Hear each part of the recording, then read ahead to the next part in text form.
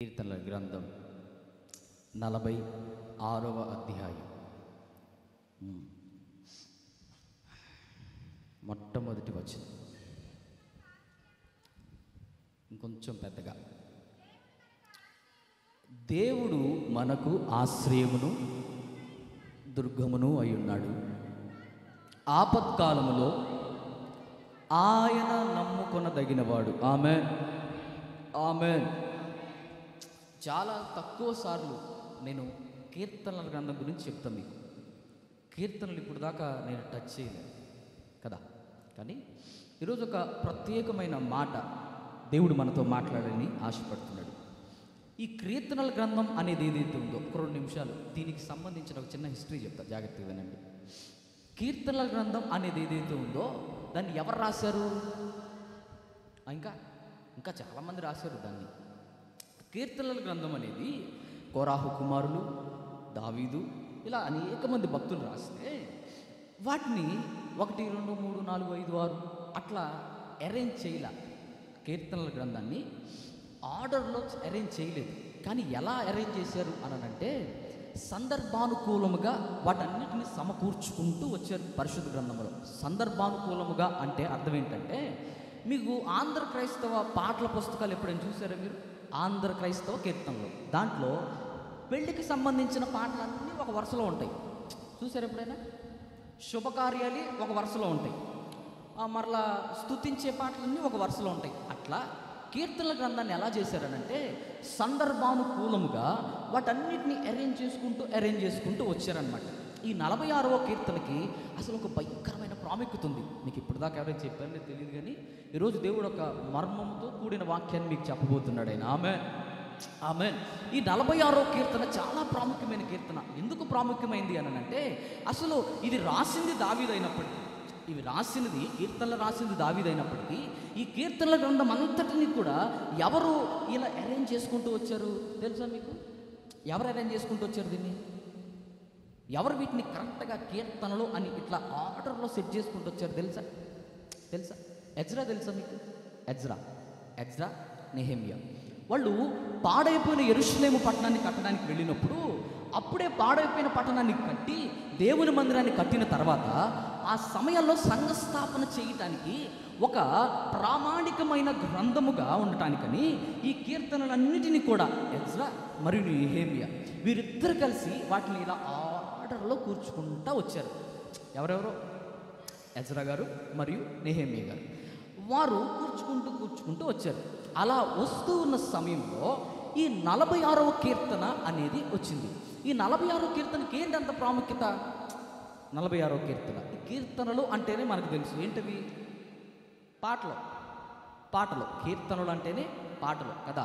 ఈ పాటలు అనే వాటిలో ప్రతి పాటకి ముందు దానికి సంబంధించిన సందర్భం ఒకటి ఉంటుంది. అర్థమవుతుందా మీకు? దేవుని వాక్యం అర్థం అవ్వాలి అనంటే, పరిశుద్ధ గ్రంథాన్ని చదువుతున్నప్పుడు నీకు అది అర్థం అవ్వాలంటే తెలుసుకోవాల్సిన 2 విషయాలు. ఇది ఎందుకు రాశారు? 2 ఎప్పుడు రాశారు? 3 ఎవరు రాశారు? ఒకటేంటి? 2 కదా. ఇప్పుడు దీని యొక్క సందర్భం ఏంటో మనకు తెలిస్తే అసలు అది ఎందుకు రాశారో మనకు తెలుస్తుంది. మీకు ఇంకో మాట చెప్తా.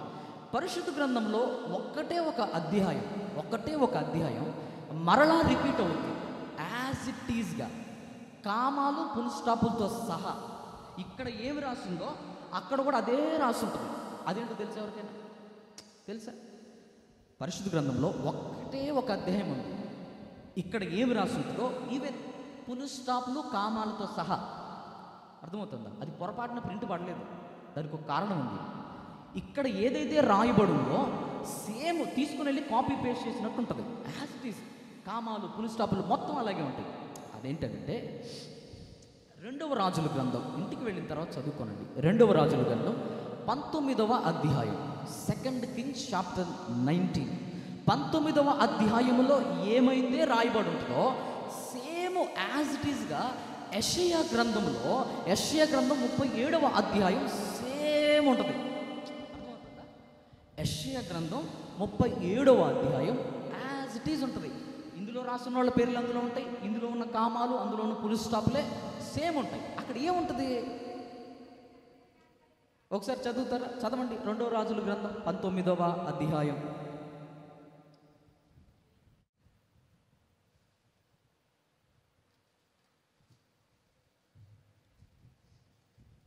అయిపోద్దామా తీసే లోపల. హిజ్కియా విని తన బట్టలు చింపుకొని గోనె పట్ట కట్టు. రోజు వాక్యం అయిపోయిన తర్వాత ముచ్చట పెట్టచ్చు చక్కగా దేనమ్మతో. వీళ్ళు చక్కగా మంచి స్తోత్రం చెప్పు, హల్లెలూయా చెప్పాలి గట్టిగా. అస్సలు వాక్యం జరిగేటప్పుడు మనకు మొహాటాలు ఉండవు. మా నాన్న అయితే ఏకంగా వచ్చి మా అన్నలే స్తోత్రం కాదు, మా అన్నని పేరుని కొట్టే అనేవాడు. అర్థమైంది? ఎందుకంటే దేవుని మందిరంలో మాట్లాడేది దైవజనుడు కాదు, మాట్లాడేవాడు ఎవడో పరమందున్న మనం ఆరాధించే దేవుడు. హల్లెలూయా. అక్కడ రాయబడిన మాట దేని గురించి అనంటే, హిజ్కియా అనే ఒక భక్తుడు ఆయన ఆ యొక్క రాజ్యాన్ని పాలిస్తున్న సమయంలో జరిగిన ఒక సంఘటన. ఇంకో మాట చెప్తాను చూడండి. ఈ యొక్క యెషయా గ్రంథంలో 2వ రాజుల గ్రంథంలో ఏదైతే రాయబడిందో అదే 2వ దినవృత్తాంత గ్రంథంలో కూడా రాయబడి ఉంటుంది. 2వ దినవృత్తాంతములు 32వ అధ్యాయంలో కూడా సేమ్ రాయబడి ఉంటుంది. కానీ ఇక్కడ ఉన్నట్లు అక్కడ ఉంటుంది. కానీ దీని యొక్క వివరణ అంతా కూడా ఎక్కడ ఉంటుంది? 2వ దినవృత్తాంతుల గ్రంథం 32వ అధ్యాయం. ఇవన్నీ చదువుకోనండి. నేను సామాన్యంగా వాక్యం చెప్పి ఇట్ట పైపని చెప్పి వెళ్ళేవాడిని కాదు, మీకు తెలుసు కదా. అర్థమైందా? ఈ 2వ రాజులు గ్రంథము 19లో ఏముంటుందో, యెషయా గ్రంథం 37లో ఏముంటుందో, ఈ 2వ దినవృత్తాంతముల గ్రంథం 32వ అధ్యాయంలో కూడా దాని గురించి రాయబడి ఉంటుంది. అసలు ఇన్నిసార్లు రాశాడనంటే అసలు దీనికి ఏదో ప్రాముఖ్యత ఉంటుంది కదా. ఇప్పుడు నీకు ఏదైనా ఇంపార్టెంట్ అయితేనే కదా మరలా రాస్తావు, ఎక్కడ దొరికితే అక్కడ రాస్తుంటావు కదా. మరి పరిశుద్ధ గ్రంథంలో 3 సార్లు ఇది రాయబడి ఉంది అన్నదంటే అసలు దాని యొక్క చరిత్ర ఏంటో చూద్దాం ఒకసారి. ఇప్పుడు మన పితరులు ఎవరో ఇశ్రాయేలు ప్రజలు కదా. ఇశ్రాయేలు ప్రజలు ఒకనాడు అందరూ ఒకటే గుంపు. కానీ మధ్యలో చీడ పురుగులు లేసి ఏం చేశారనంటే వీళ్ళకి మనస్పర్ధలు వచ్చి 2 తెగలుగా విడిపోయారు. ఎట్లా? 2 తెగలుగా విడిపోయారు. అందులో ఒకటి ఇశ్రాయేలు సమాజం అయితే ఒకటి ఇశ్రాయేలు సమాజం, 2 ఇశ్రాయేలు దేశం, రెండవది యూదా. మొదటిదేమో ఇశ్రాయేలు, రెండవది యూదా. అంటే వీరందరూ ఒకటే జాతి, ఇశ్రాయేలు ప్రజలే. కానీ వచ్చిన చిన్న మనస్పర్ధలను బట్టి విడిపోయి 2 గ్రూపులకు అయిపోయారు. మన మందిరాలు అవుతుంటారు చూసావా, ఆ లైన్ ఒక గ్రూపు, ఈ లైన్ ఒక గ్రూపు, ఈ శివర కట్టొకడు ఒక గ్రూపు, అట్ట అవుతుంటారే. అట్లా ఒక్కొక్క గ్రూపుగా అయిపోయి ఇప్పుడు ఎన్నయ్యారమ్మా? 2 గ్రూపులు అయ్యారు. ఒకటేంటి? ఇశ్రాయేలు, 2 యూదా. ఈ యూదా దేశాన్ని పాలిస్తున్నవాడు హిజ్కియా రాజు. అర్థమవుతుందా? జాగ్రత్తగా వినండి. నేను ఇదంతా ఎందుకు చెప్తున్నాను మీకు తర్వాత అర్థమవుతుంది. ఈ యొక్క యూదా దేశాన్ని పాలిస్తున్నవాడు హిజ్కియా రాజు. హిజ్కియా పాలిస్తున్న ఆ సమయంలో వారి మీదకి సెన్హెరెతు అనే ఒక రాజు యుద్ధానికి వస్తున్నాడు. అతడు ఆ ప్రాంతంలో ఉన్న జనాలందరినీ, అనేక రాజ్యాలన్నిటిని కూడా ఎదురిస్తూ వస్తూ వచ్చి ఇప్పుడు ఎక్కడ ఆగాడు? యూదా దేశముల దగ్గరికి వచ్చాడు. ఆ ప్రాంతంలో బాగా ఎత్తైన ప్రాంతంలో కట్టబడి ఉంది అది. యూదా ప్రాంతంలోనే ఎవరు కట్టారు దేవుని మందిరాన్ని? సమూయేలు కదా. అవును కదా. మరి అవునంటారేంటి? సొలొమోను గారు కట్టాడు. ఎవరమ్మా? ఇప్పుడు సమూయేలు అంటే ఉచ్చిపడతాడు ఆయన.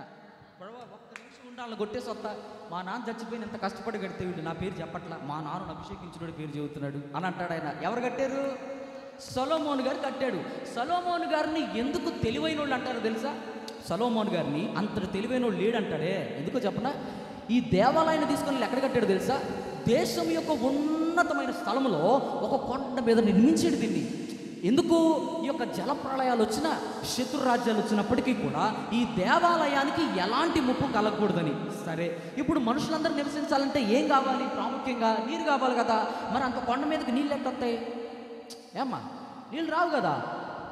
అక్కడే అయ్యగారు తెలివి బయటపడుద్ది. ఏంటంటే అంత ఎత్తైన కోట గుమ్మం మీద, కొండ మీద దేవుని దేవాలయం నిర్మించి అలా ముందుకెళ్తే ఆ ప్రాంతంలో చిన్న కాలువలు ఉంటే వాటిని తవ్వుకుంటూ వచ్చాడు.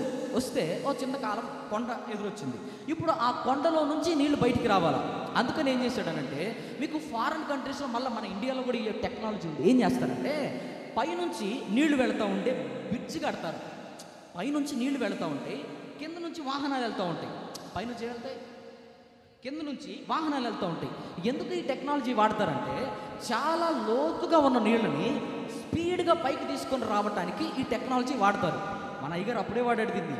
మన ఇంజనీర్లు కష్టపడితే కానీ రాలా. అట్లా కట్టి ఏం చేశాడనంటే ఆ కొండ మీద ఉన్న దేవుని దేవాలయంలో నివసిస్తున్న ప్రాంతంలోనికి నీటిని పంపించాడు ఆయన. హల్లెలూయా! అసలు అంత తెలివైనోడు ఆయన. అట్లా నిర్మించేశాడు కదా పైన. ఇప్పుడు వీళ్ళందరూ ఈ సెనహెరీత్ అనే రాజు అన్ని రాజ్యాలు జయించుకుంటూ దేవుని దగ్గర ఆ యొక్క యోధా పట్టణంలోకి వచ్చాడు. వచ్చి ఆ పట్టణం చుట్టూ ఆక్రమించగానే ఈ మాట ఎవరికి తెలిసింది? హిజ్కియా రాజు గారికి తెలిసింది. సార్, మన మీదకి ఒకడు వచ్చాడు సార్. ఎవడయ్యానా? సెనహెరీత్ అని వచ్చాడు సార్. ఎంతమంది వచ్చాడు? ఒక గొడవ జరిగిందనుకో, ఫస్ట్ నువ్వు అడిగే మాట ఎంతమందిని వేసుకొచ్చాడంటావు, అంతేనా? పోలీసుల దగ్గరికి వెళ్ళి నువ్వు చెబుతావు, సార్ 10 మందిని వేసుకొచ్చాడు సార్ ఒక్కదాని మీదకే. నా ఒక్కదాని మీదకి ఇంటి పక్కన ఇంటి ఎదురామని అందరిని వేసుకొని వచ్చింది సార్. నాది ఒక్క నోరు, ఆదేమో అంత పెద్ద నోరు అని చెబుతావే. మన హిజ్కియా గారు కూడా అదే అన్నాడు. ఏమడిగాడు? ఎంతమందిని వేసుకొచ్చాడు అని. ఎంతమందిని వేసుకొచ్చాడు? ఇదంతా మీకు తెలిసింది, అందుకే క్వశ్చన్లు అడుగుతున్నాం మిమ్మల్ని. ఎంతమందిని వేసుకొచ్చాడు? 185,000 మందిని తీసుకొని వచ్చాడు. ఎంతమందిని? సరే, ఇదంతా బాగానే ఉంది. మరి యోధా పట్టణంలో ఎవరు ఉన్నారు? దేవుని ప్రజలు ఉన్నారు కదా. ఈ కోటగుమ్మం బయటేమో 185,000 మంది ఉన్నారు. ఈ కోటగుమ్మం లోపలేమో ఎంతమంది ఉన్నారు? 5,000 మందే ఉన్నారు. సైనికులు 5,000 మందే ఉన్నారు లోపల. ఆ కోటగుమ్మాలు చాలా గట్టివి. ఎంత గట్టివంటే ఆ కోటగుమ్మాల మీద గుర్రాలు వేసుకొని రథాలతో వెళ్ళిపోయేవాడు రాజు. అంత గట్టిగా అంత పెద్దగా ఉండే కోటగుమ్మాలు ఇవి. దీనిలో ఈ కోటగుమ్మం బయటేమో 185,000 మంది ఉన్నారు. ఈ లోపలేమో 5,000 మంది ఉన్నారు. ఇప్పుడు ఈ మాట మన హిజ్కియా గారికి తెలిసిపోయింది. తెలిసిపోతే ఏం చేశాడు ఆయన? మీకు మాట చెప్తాను చూడండి. ఆ రోజుల్లో నువ్వు ఎంత పెద్ద రాజైనవు, నువ్వెంత ధనవంతుడు అయినా అవ్వు, నీకు ఎంత ఆస్తిపాస్తులైనా ఉండని, నీతో దేవుడు మాట్లాడటం అనేది జరిగే పని కాదు. నీకు దేవుని స్వరం వినపడాలనంటే పరిగెత్తుకుంటా వెళ్ళి ప్రవక్త దగ్గరికి వెళ్ళాల్సిందే. నీకు వేరే ఆప్షనే లేదు. వెంటనే అందుకే అంటాడు, బట్టలు చింపుకొని గోనె బట్ట కట్టుకొని ఎక్కడికి వెళ్తున్నాడు? దేవాలయంలోనికి వెళ్ళి ఆ యొక్క యాజకులందరితో చెప్తున్నాడు, బాబు మన పరిస్థితి ఇలా ఉంది నాయన, మీరు అందుకని ఏం చేస్తారనంటే వెంటనే వెళ్ళిపోండి. ఎక్కడికి వెళ్ళండి? యెషయా గారి దగ్గరికి వెళ్ళండి. యెషయా గారి దగ్గరికి వెళ్ళి ఈ పరిస్థితి చెప్తే ఆయన దేవుడు ఏం మాట్లాడుతున్నాడో మనతో చెప్తాడు అని చెప్పాడు. దేవుడు మాట స్వరం వినాలంటే దైవ సేవకుడు ప్రవక్త తప్ప వేరే దిక్కే లేదు. అర్థమవుతుందా? దేవుడు మాట్లాడే ఒకటే ఒక దారిది. వెళ్ళిపోయాడు. ఆ యొక్క యెషయా దగ్గరికి వెళ్ళాడు. వీళ్ళు కంగారు పడి ఏడుస్తూ ఉంటే యెషయా వచ్చి అంటాడు ఒక మాట, ఇదిగో ఏడ్చింది చాలే కానీ మీరు ఆరాధిస్తున్నారే ఇశ్రాయేలు పరిశుద్ధ దేవుడు, ఒక మాట చెప్పమన్నాడు హిజ్కియా మీతో. అయ్యా ఏంటయ్యా? ఇదిగో ఓరకనే నిలిచి ఆయనే దేవుడని తెలుసుకోండి అని చెప్పాడు. హల్లెలూయా!